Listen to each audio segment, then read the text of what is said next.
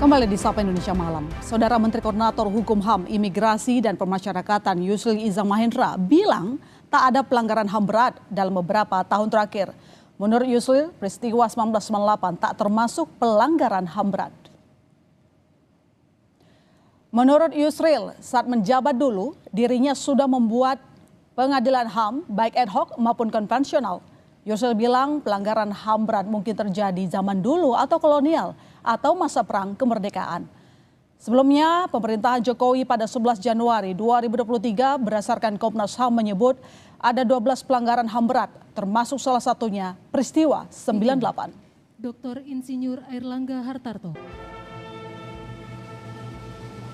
Jadi sebenarnya kita tidak menghadapi persoalan pelanggaran HAM yang berat dalam beberapa tahun terakhir. Pelanggaran HAM sih, setiap kejahatan itu adalah pelanggaran HAM. Tapi tidak semua kejahatan adalah pelanggaran HAM yang berat.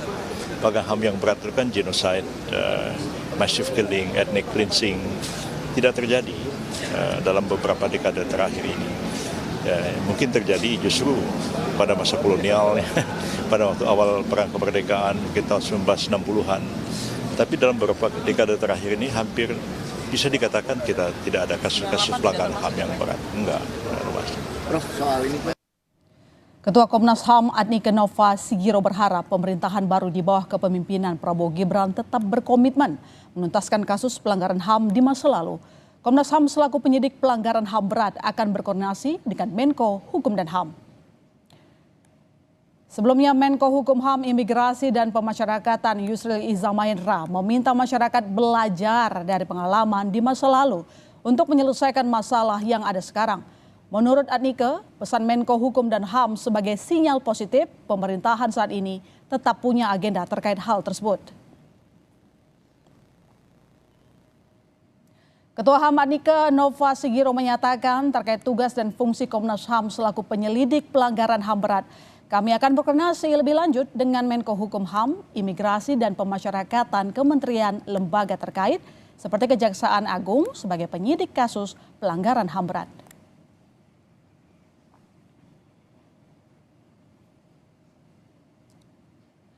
Sebelumnya pada awal 2023 negara mengakui dan menyesalkan pelanggaran hak asasi manusia berat pada 12 peristiwa yang terjadi rentang tahun 1965 hingga 2003. Dalam konferensi pers tentang pelanggaran berat HAM di Istana Merdeka 11 Januari 2023, Presiden Jokowi menyebut peristiwa 1998 sebagai salah satu pelanggaran HAM berat.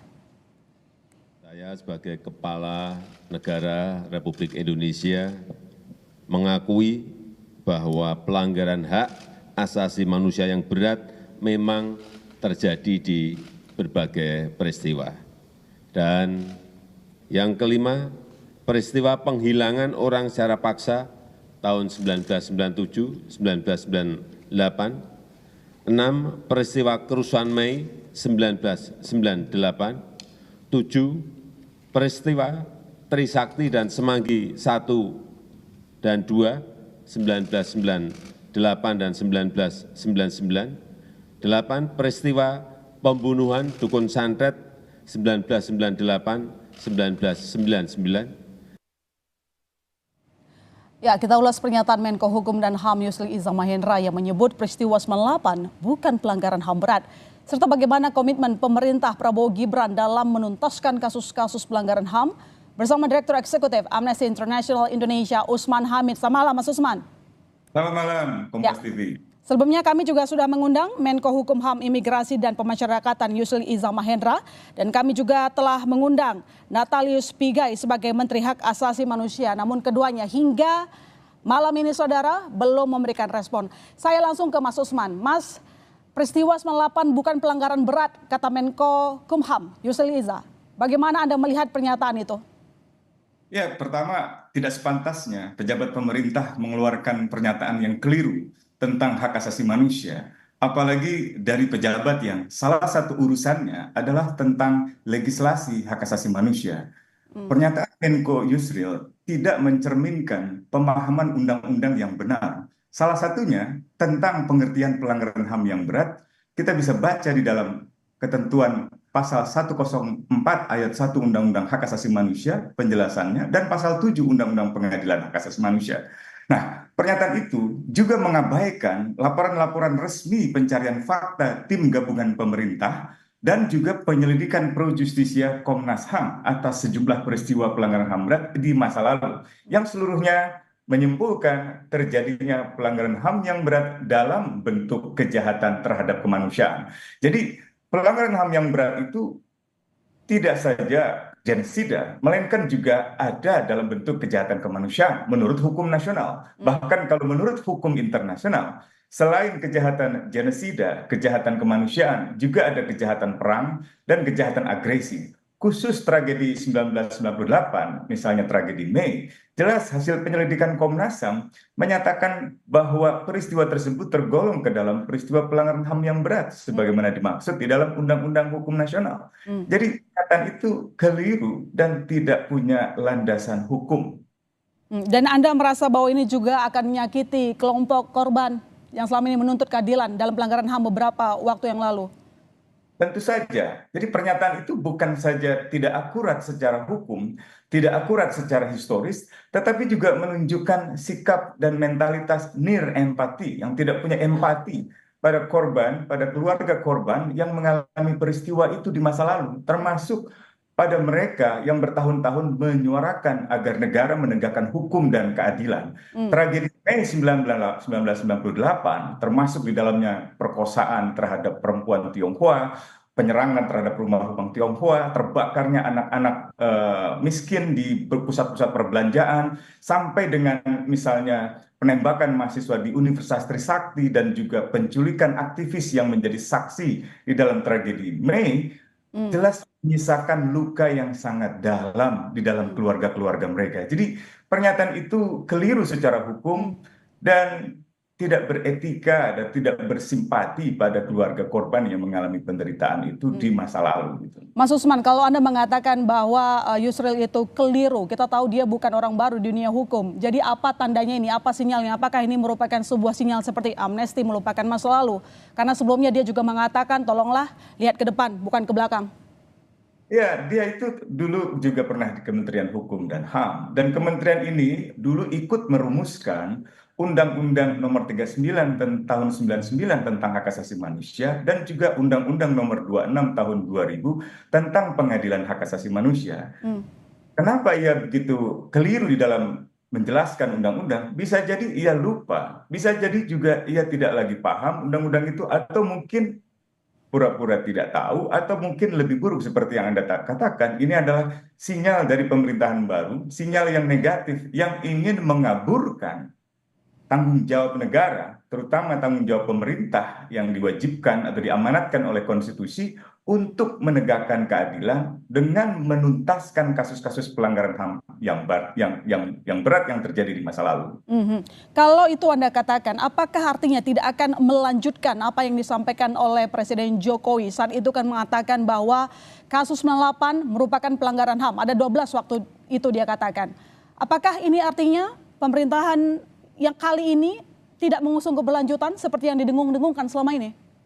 Kalau melihat dari keberlanjutan atau tidak, tampaknya sulit untuk dibantah sebagai pemerintahan yang merupakan kelanjutan dari pemerintahan yang lalu. Bahkan sebagian kalangan menyebutnya sebagai ini sebenarnya periode pemerintahan ketiga dari pemerintahan Jokowi. Jadi 3 periode Jokowi dituangkan di dalam kepemimpinan wakil presiden anaknya, kepemimpinan politik dari menteri pertahanannya, dan sebagian menteri-menterinya juga masih bertahan di dalam kabinet ini. Tapi buat saya itu tidak terlalu penting. Yang penting adalah apakah ada niat baik di dalam menyelesaikan kasus pelanggaran HAM berat masa lalu. Dan Anda lihatnya ada niat baik atau tidak, Mas Usman? Ini sinyal yang buruk, ini sinyal yang tidak mencerminkan adanya niat yang baik itu. Dalam menentukan apakah sebuah peristiwa sebagai pelanggaran HAM berat atau tidak saja, tidak paham. Undang-undang jelas mengamanatkan itu pada Komnas HAM. Pun ingin dibantah, sebaiknya itu dibantah oleh peradilan yang fair, yang adil. Maka bentuklah pengadilan ad hoc-nya. Kewajiban untuk membentuk pengadilan HAM ad hoc untuk kasus pelanggaran HAM yang berat di masa lalu seperti tragedi Mei 98 ada pada DPR dan pada Presiden. Jadi sebaiknya Menko misalnya merumuskan draft peraturan presiden atau draft keputusan presiden sesuai dengan pasal 43 Undang-Undang Nomor 26 Tahun 2000 tentang Pengadilan Hak Asasi Manusia. Disitulah kita akan melihat apakah peristiwa yang dimaksud benar seperti kata pemerintah, bukan pelanggaran HAM berat, atau sebaliknya. Jadi saya kira tegakkanlah peraturan itu, pahamilah hukum secara benar dengan membawa perkara-perkara ini ke ranah pengadilan sehingga tidak terus-menerus menjadi komoditas politik gitu. Terkait dengan menangani masalah HAM, sebenarnya di kabinet Prabowo Gibran sekarang sudah ada Kementerian HAM ya, dipimpin aktivis HAM Natalius Pigai. Anda melihat ini bagaimana? Apakah sebuah komitmen pemerintah Prabowo Gibran dalam penuntasan kasus HAM berat lainnya?